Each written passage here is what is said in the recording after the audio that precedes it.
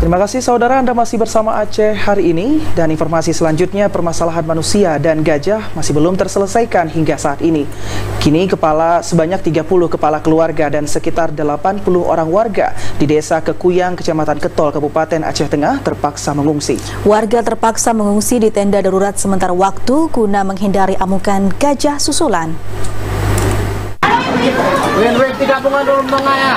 Pasca amukan seekor gajah liar di Desa Kekuyang, Kecamatan Ketol, Kabupaten Aceh Tengah yang mengakibatkan 1 orang warga meninggal dunia dan 3 orang lainnya mengalami luka-luka, kini para warga dusun Kerpe Beleni terpaksa mengungsi dan tidak melakukan aktivitas untuk sementara waktu.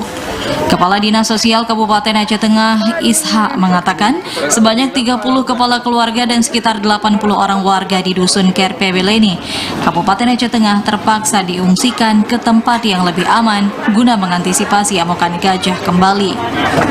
Masyarakat yang berkebun di dusun wilayah Karamampang ini mengungsi akibat amukan gajah. Jadi kita dari Dinas Sosial Kabupaten Aceh Tengah langsung menyiapkan dapur umum untuk memfasilitasi pengungsi.